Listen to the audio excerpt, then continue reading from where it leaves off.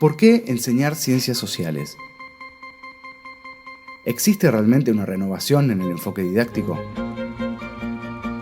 ¿Qué tipos de saberes estamos construyendo? ¿Qué queda de los contenidos que trabajamos? ¿Cómo pensamos las efemérides?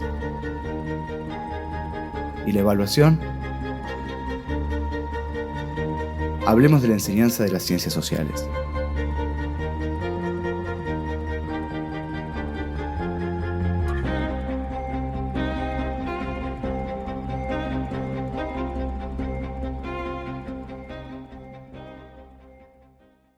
Episodio 4.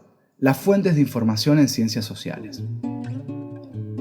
En esta oportunidad vamos a dedicar nuestra atención a las fuentes de información para el abordaje de contenidos de ciencias sociales y para la construcción de situaciones de enseñanza y aprendizaje. En episodios anteriores hemos hablado sobre los modos de conocer y cómo en ellos resulta indispensable la vinculación de una operación de pensamiento con fuentes de información. Ese será justamente el tema que nos ocupa. Un recorrido por algunas formas de pensar esas fuentes de información, cuya selección es una tarea importante que realizamos los docentes cuando planificamos nuestras clases. No vamos a profundizar en las intervenciones docentes en torno a las diversas fuentes, ya que eso será objeto de otra emisión. En principio, vamos a realizar una de las tantas clasificaciones posibles que podemos proponer acerca de las fuentes de información para trabajar en sociales. Decimos que podemos contar con fuentes materiales, como podrían ser objetos de la vida cotidiana, herramientas, máquinas o monumentos. Por otro lado están las fuentes escritas. En este grupo podemos incluir crónicas, biografías, cartas, textos informativos en general, también artículos periodísticos, revistas, folletos, entre otros tantos. Luego se encuentran las fuentes de tipo visual, entre las que podemos mencionar pinturas, litografías, daguerrotipos, fotografías. Dentro de las fuentes visuales también podemos mencionar los mapas, planos y croquis.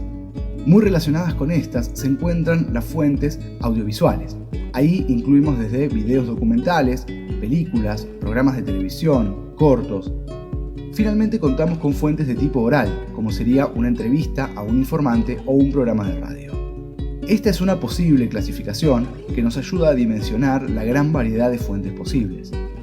Otra clasificación relevante para nosotros, que tiene que ver con la reflexión acerca de cómo está construida y de dónde proviene la información que nos provee una fuente, es la de diferenciar entre fuentes directas o primarias y fuentes indirectas o secundarias.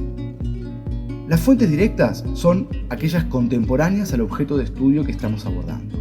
Por ejemplo, una crónica de viajero, una pintura realizada para retratar a un personaje histórico, una fuente material como una moneda o un objeto de la vida cotidiana son entonces elementos que podemos denominar fuentes primarias. Las cartas también lo son, o los registros y documentos de Estado. Todos esos elementos son entonces fuentes primarias o directas. Una característica interesante que tienen estas fuentes directas es que al ser contemporáneas al objeto de estudio, no tienen una mediación subjetiva, es decir, que no están procesadas por un tercero.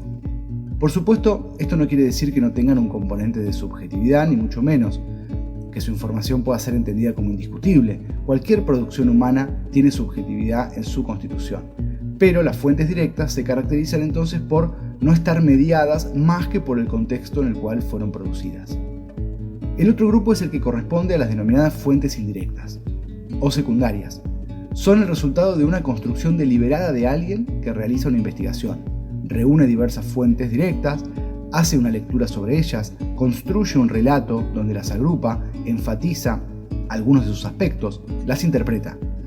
Dentro de este grupo podemos encontrar, por ejemplo, un documental o un libro de texto escolar, un artículo periodístico especializado que habla sobre algún problema de las ciencias sociales. Ahí tenemos especialistas, autores que están procesando la información, la están reuniendo, la están resignificando y nos llega, en consecuencia, mediatizada. Esta distinción no quiere decir que una fuente sea mejor que otra o más apropiada.